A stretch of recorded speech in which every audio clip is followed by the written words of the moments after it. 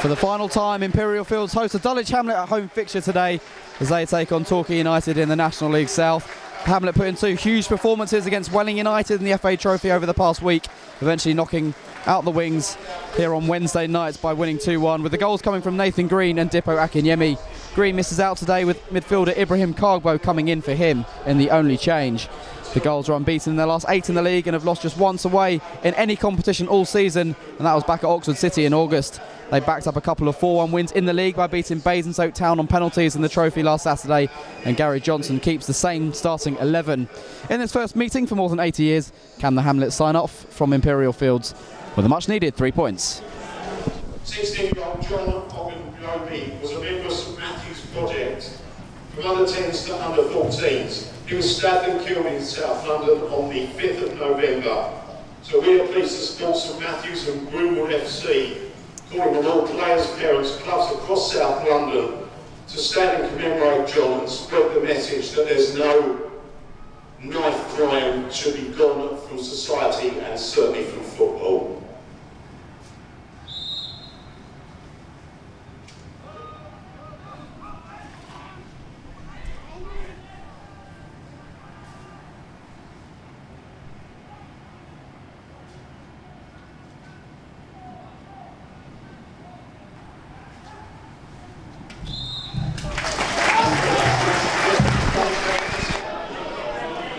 Interesting to see how he gets on in this one. Playing that downfield up to Clunis. Chipping that one through the middle. Dominic Vose is in, lays off to Gavin Tomlin. Is there a shot from him? There is. It's blocked for the corner. Dulwich with the sight at goal inside 20 seconds. Clunis just chipping the ball over the top. The run of Dominic Vose from midfield. Wonder if he could have taken it down, gone for goal. Instead he laid it off first time for Tomlin to shoot. Was charged down by the boot of Ben Winter.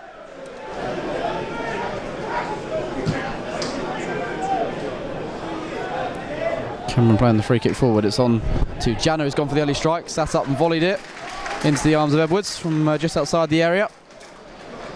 Thomas always seems to have a man spare. Chambers back to Dominic Vose, who's wriggled free of his marker. Cook, Vose again. And here goes Ming this time. Can he get in behind such as Ming? Oh, he gets a shot in, goes wide, but the offside flag is up. Back with the skipper, Cameron. Kalala on the left, coming inside of Cargbo, who went into the challenge too easily, and he's gone for the early strike. It was swerving the air. Edwards parries it away to the edge of his area, and Torre heads clear. Thunderous effort from Calvin Kalala. Certainly swerving Edwards, made sure he got his body behind the ball, and a firm punch away from the goalkeeper. Kuniete is forward from defence, as is the skipper, Cameron. It's Cameron the target hit. Congo won the first header, his opposite skipper. Didn't know where the ball had gone and loses out on the second bounce. Kuniete gets to the byline, sends it in low. Well defended at the near post. Cruz deemed to have blocked for the corner. Importantly, Dick Keating was ready to pounce. Jana controls on the right wing, up against Michael Chambers. 3 in the box waiting for a cross. One of them peels away, it's that man Reed. Closes deflects that to his own area. It drops for Jana here, gets in the shot. Wrong side of the far post. And Dulwich couldn't get the ball clear. Jana on the angle, tried to go across the goalkeeper. Out for a goal kick it goes. From above the head of Jana, back to his goalkeeper. Kongai, short pass to Dominic Vose.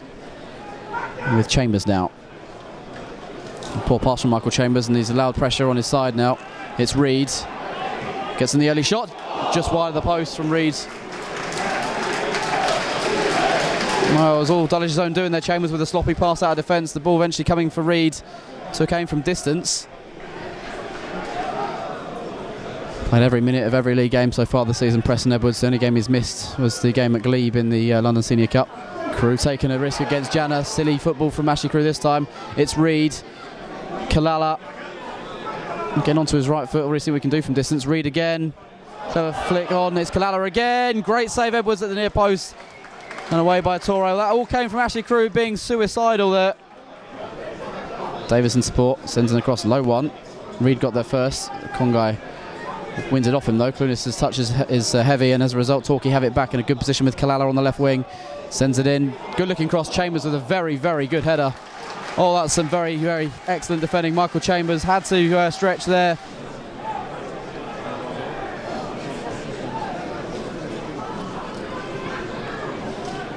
And it comes now towards Keating at the near post. It's Cook who volleys that clear. Andrews has another go to send it in. Low towards the near post. Into the side netting it goes. Edwards, I think, had it covered.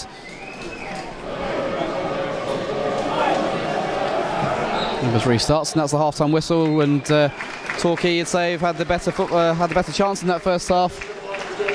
Congratulations, and she'll actually be going around selling the Christmas cards shortly. So please make sure you purchase your Christmas cards from Ada while she's going around the stadium. You've got to defend an early corner here, Dulwich. It's gone short, Andrews, this time. Gets it back.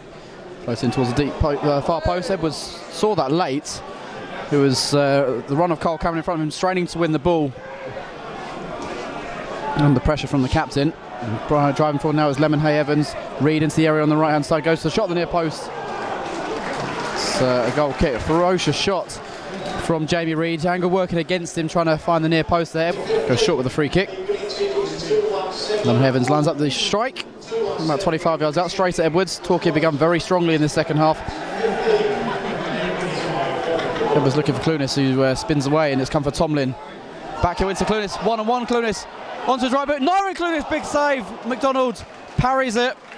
And it's gone wide for the corner. That's a huge chance for Dulwich in this game. They haven't created much. Edwards finding Tomlin downfield, back here into the path of Clunis. He's being shoved out of the way by the Torquay defenders, just trying to antagonise their Chambers.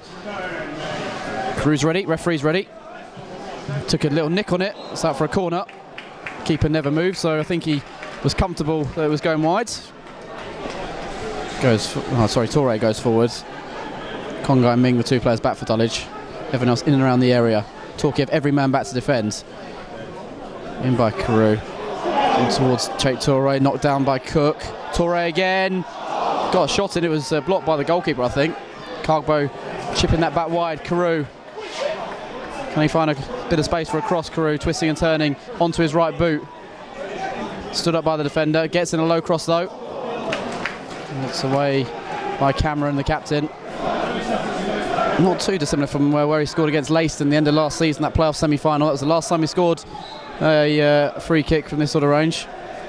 He just floats it in this time. And nodded on, great save. Chambers denied with a tremendous one-handed save by the sprawling McDonald. Flying to his right to prevent the Dulwich defender from scoring there. And Davis perfectly, that attempted pass. And Kalala goes inside to Davis in the area, pulls it back. Reid, can he get onto his right foot? Yes, he can. Gets in the shot, takes the deflection and spins up nicely for Edwards.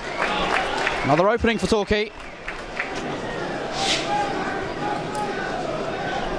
Akiniemi going out to help out on the far side now, but just dispossessed, and Kalala's breaking on. Great run this. 1-on-1 all of a sudden, draws Edwards and puts it wide the far post. What a huge opportunity. All his own doing there. Calvin Kalala went through the gears there from first to fifth in no time and burst into the area, and only Edwards to beat. Couldn't wrap his foot around it enough, and it's gone wide of the far post. Clever flick inside. Kalala Reid lines up the shot.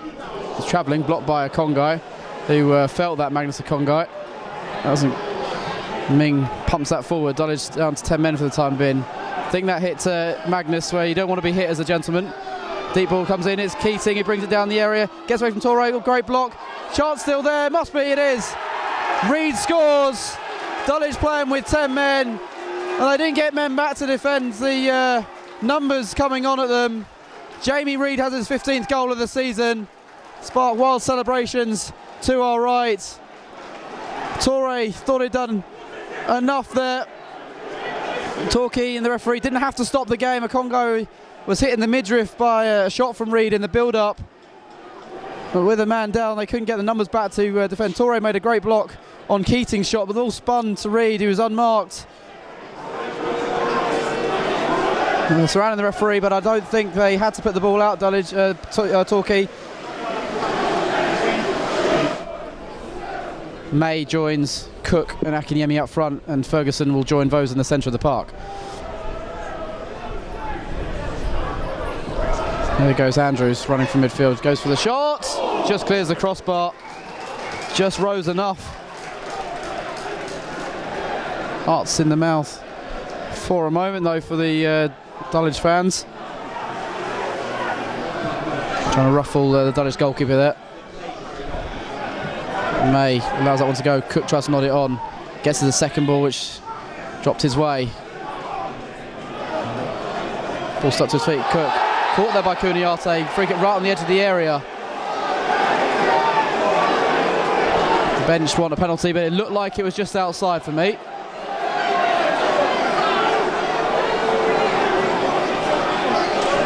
I think the referee's made the right call there. It seemed just outside the area. That's what he's there for, Jay May, to knock those on. And again, asked to head that down. He does just that. Ming won't get there first. Keating does. Done a bit slower to the second balls as the game's progressed. Cargbo's been asked to get back. He's got a poor touch. Janner's in, must be two. Cargbo under hit his pass, and Torquay may well have wrapped up the points. Seemed like the danger had gone. Cargbo getting to the ball first. All he had to do was knock it back to his keeper, but he's under hit it. And Janner profits from that mistake. And it's a quick fire double for the visitors. 2 goals in the last 8 minutes or so. May well have just seen this game go in their favour now. Long ball forwards, Cargbo chasing after it. Knocked it back towards the keeper, but he underhit it horribly. Dulwich respond straight away and reduce the deficit to 1 again. Ming beating Keating on the inside, sends in a deep cross. Sails wide of the far post. Akinyemi doing all he could to try and prevent that. Goes to May. Chipping that one through the middle. Here goes Akinyemi. Goes down to Z. Referee says no foul. Going in with Winter. Akinyemi stumbled to the ground. Kalala can bring into space on the left wing. Dulwich committed 2 men over there. Slowing up against Dominic Vose. Going for a shot from distance. It was dipping, but just over the crossbar. 9 minutes of injury time has been added on. I said there'd be quite a lot. And Cook takes it to Vose. Back with Anthony Cook. Vose clever flick on the corner by Clunis. Really fancy footwork from him. And Cook can cross. Akinyemi's there. Save Akinyemi again. Can't get to the rebounds. Headed it into the ground, straight to the goalkeeper. Didn't seem to get enough of his head on the ball, maybe. The keeper made the save. They couldn't get to the rebound either. They scrambled it clear, Torquay. Out to Clunis. Can he drive over Kalala? Yes, he can. Clunis into the area. Goes past another Clunis. Can he pull it back now? Deflected behind for a corner. I thought, appealing for a penalty. I thought maybe it might have flicked an arm of a defender there. Great noise from the Hamlet fans. Trying to will the ball in as Cook delivers. It's Ferguson, what a save! Looping towards the top corner of that header, and McDonald's flown through the air. Another impressive save this afternoon by Sean McDonald. And not for the first time from a set piece, as well as clawed away a Dulwich header. Ferguson, very good in the air. Gav, do they rank as one of the best sides we played against this season, do you think? Yeah, I think they're the best team we've played so far this season.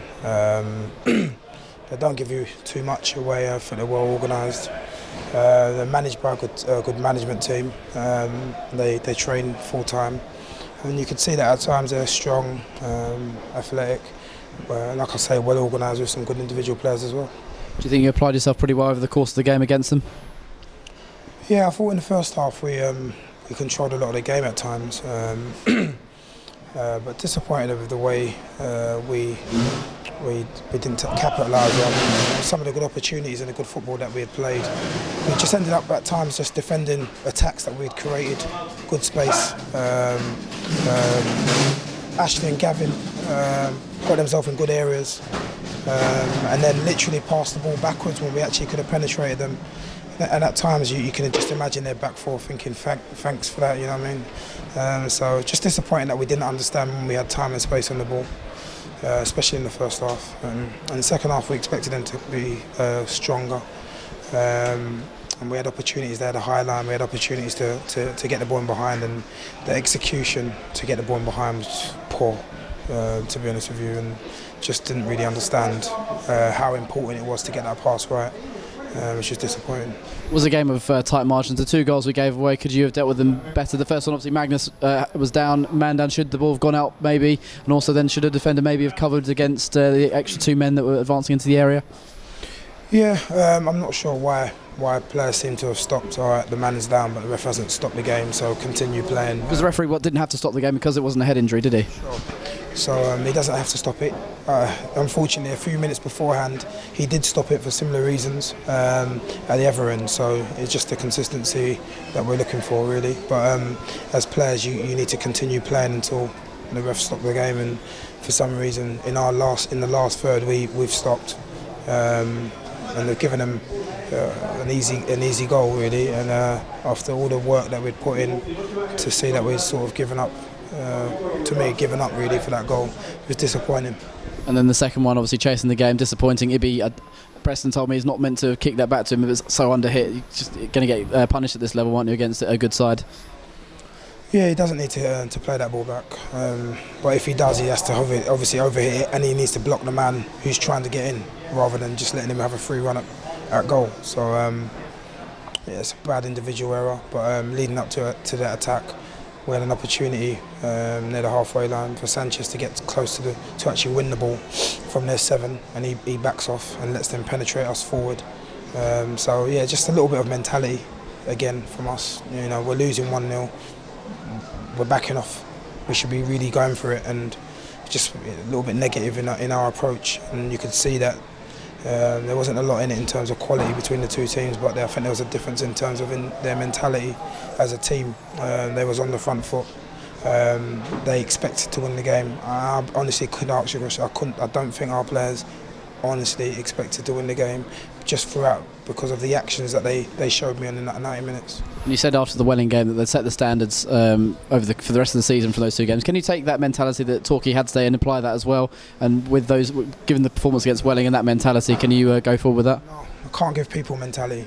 No, unfortunately, that's down to them. You know, winning and losing, it comes from within.